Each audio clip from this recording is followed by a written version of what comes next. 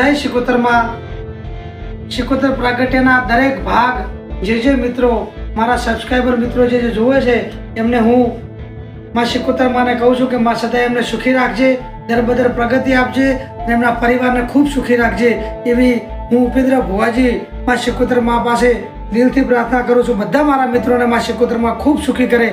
જય શિકોતરમાં.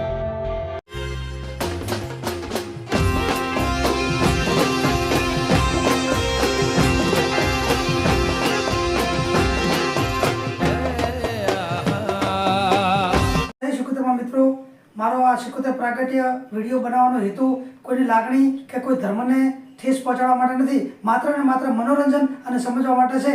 તો મહેરબાની કરીને કોઈએ ગેરશબ્દ કે ગેર લાગણી ઊભી કરવી નહીં. જય શિકોતરમાં.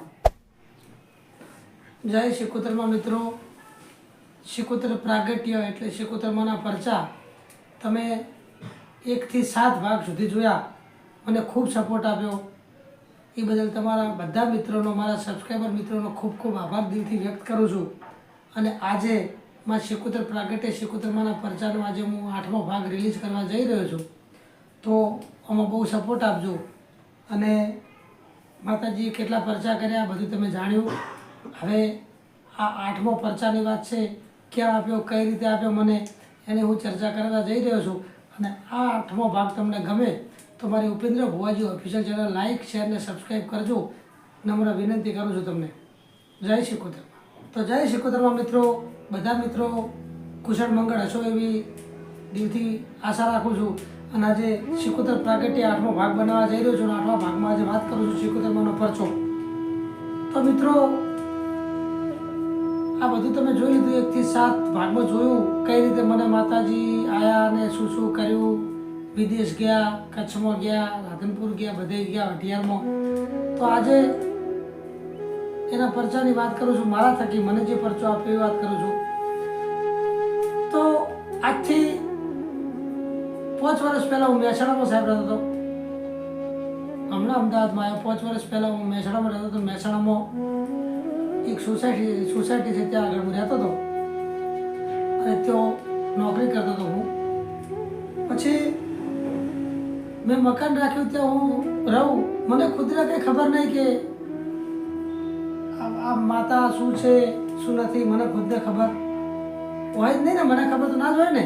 એટલે સવારમાં નોકરી જાઉં, સાંજે આવું, જમીને પાછું ઊંઘી જાઉં, આવું. દરબદર રોજનો મારો પિરિયડ. સવારમાં 8 વાગે નોકરી જાઉં, સાંજે 8 વાગે આવું અને ખાઈને પીને સૂઈ જાઉં શાંતિથી.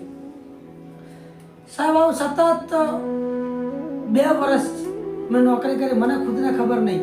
2 વર્ષ નોકરી કરીને 2 વર્ષ હું એ મકાનમાં રહ્યો.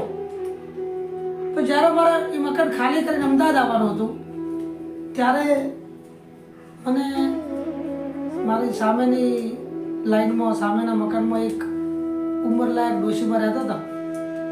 એમને મને બોલાવ્યો, મને કે ભુવાજી અહીં આવો, થોડું કામ છે. મેં કીધું હું આ બધી સામાન ભરું છું, તમે અહીં આવો, થોડું કામ. પછી ડોશીમાં મારી જોડે આવીને મને કે ભુવાજી વાત કરવી છે. મેં કીધું બોલો ને, શું વાત છે? તો કે તમે આ જાઓ છો પણ હું 2 વર્ષથી સતત જોતી આવું છું. 2 વર્ષથી હું કમ્પ્લીટ જોઉં છું, એટલે હું તમને આજ વાત કરું છું. કારણ કે તમે જાઓ છો એટલે મારે તમને કહેવું જરૂરી છે. મેં કીધું બોલો ને, શું છે માજી કહો. તો એમને વાત, સાહેબ મિત્રો વાત કરી, તમે ચોંકી જશો. આ વાત સાંભળીને ચોંકી જશો કે ભુવાજી તમે પહેલા દિવસથી રહેવા આવ્યા ત્યારથી 2 વર્ષ સળંગ એક જ ધાર્યું હું જોઉં છું. 1 દિવસ પણ ખંડિત નહીં, એક જ ધાર્યું. રાત્રે 2 વાગે ઉઠું, 3 વાગે ઉઠું, 1 વાગે ઉઠું, બહાર નીકળું કે ભુવાજી તમે તો ઊંઘમાં હોવ છો. મેં તો હા, ઉતાવ એટલે 1-2 વાગે તો ભુવાજી ઊંઘમાં જ હોય ને. થાક લાગેલો એટલે ઊંઘી જાય એટલે આપણને કોઈ ખ્યાલ ના હોય. તો કે ભુવાજી આજ હું તમને વાત કરું, તમે ઊંઘમાં હો છો, તમે હુતા હો છો. હું એની ટાઈમ ગમે તે રાતે ઉઠું જ છું, જોઉં જ છું. સતત 2 વર્ષથી જોઉં છું કે તમે ઊંઘ્યા હો છો. તમારી ખાટલાની આજુબાજુ હું બહાર જ ઊંઘતો. મકાનમાં ઓસરીનો ભાગ હતો, ત્યાં બહાર જ ઊંઘતો હું ખાટલામાં. કે તમારા ખાટલાની આજુબાજુ મેં કાળું ઓઢડું ઓઢી અને હાથમાં ત્રિશુલ લઈને કોઈ બૈરું તમારી ચારે કોર ફરે છે. મેં કીધું ના હોય. તો કે હા ભુવાજી, સતત 2 વર્ષથી હું જોઉં છું, 1 દિવસ ખંડિત નથી. 2 વર્ષમાં 1 દિવસ પણ એવો નથી કે હું ના જાગી હોય, ના જોયું હોય. સતત 2 વર્ષ જોયું તો સાહેબ વિચાર કરો કે આ શિકોતર મારી જોડે 24 કલાક રહે, મારા ખાટલાની ચારે કોર ફરે, મારી રક્ષા કરે, તો આ ભગવતીનો એવો પરચો સાહેબ તમે વિચાર કરજો કે આ શિકોતર માતા મારી રક્ષા કરે. મને તો કઈ ખબર જ ના હોય આ વાતની. તો પછી હેડે એટલે કીધું કે જો બેન તમારા ઘરમાં માં ભગવતી ખૂબ ખુશ રાખશે તમને, અને તમે દર્શન કર્યા છે 2 વર્ષ તો તમને ખૂબ સુખી કરશે માં ભગવતી. આવું કીધું. પણ તો હવે આપણે એમને કોઈ દર જોયા નથી, તો હવે છે કે નહીં ખબર નથી. પછી મારા બાજુમાં એક કાકા રહેતા હતા. મારા બાજુમાં કાકાએ સમાજ કાસ્ટનું નામ નહીં આલું, હું સૂતો તો રાત્રે 5 વર્ષ પહેલાની વાત કરું છું. હવે એ તો બહુ નાસ્તિક હતા. એ વ્યક્તિ બહુ નાસ્તિક, દેવ દેવતા માનતા નતા, બહુ નાસ્તિક હતા. પછી એમને મને એક દિવસ એ વખતે જ કીધું, ખાલી કર્યું એ વખતે કાકા કીધું ભુવાજી એક વાત કરવી છે. હું તો નાસ્તિક છું આ વાતમાં, પણ હું તમને આજ વાત કરું કે તમને કાળું ઓઢણું ઓઢીને બૈરું તમારી પાસે કોણ છે? મને આવું ચોખ્ખું જ એમને કીધું. મેં કીધું કાળું ઓઢણું તો મારી શિકોતરનું છે, મારી શિકોતર છે મારી જોડે.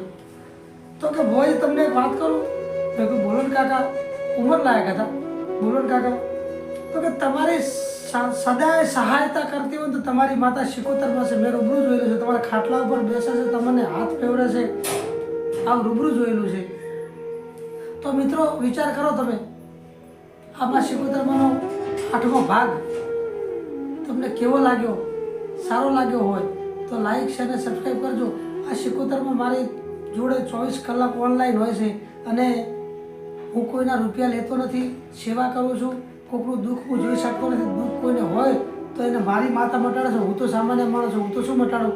પણ સાહેબ આ વિચાર કરો તમે, કોઈ 2 વર્ષ સતત જોઈ રહ્યો, 2 વર્ષ એમ એક દાડો ખંડિત નહીં, 2 વર્ષ સતત ખાટલાની ચારે કોર ફરતી હોય. પેલા કાકા નાસ્તિક એ પણ માની ગયા હોય તો આ શિકોતર માતા સૌનું ભલું જ કરતી હોય. તો મિત્રો 8મો ભાગ તમને ગમ્યો હોય તો લાઈક શેર અને સબસ્ક્રાઈબ કરજો. અને હવે આ ભાગ આપણા પૂરા થવા આવ્યા છે. અને જો તમારી કોઈ ઈચ્છા હોય કે નવા ભાગ રજૂ કરો, ભુવાજી કરો, એવી તમારી ઈચ્છા હોય તો કોમેન્ટમાં માં શિકોતર પ્રાગટ્ય લખીને જરા મૂકજો મને. તો હું નવા ભાગનું, માતાજીના ભાગ આવશે આપણા, તો નવા ભાગનું હું શરૂઆત કરીશ. છે મારા મગજમાં ભાગ, તો પણ તમારા કેવો રિસ્પોન્સ છે એ મારે જાણવું જોઈએ ને. તો આ ભાગને બહુ વધાવજો. અને હવે લાસ્ટ છેલ્લો ભાગ આવશે. છેલ્લા ભાગમાં હું તમને માતાજીના દર્શન કરાવીશ. કરશન ભગત જે મારા પપ્પા છે એમના પણ દર્શન કરાવીશ.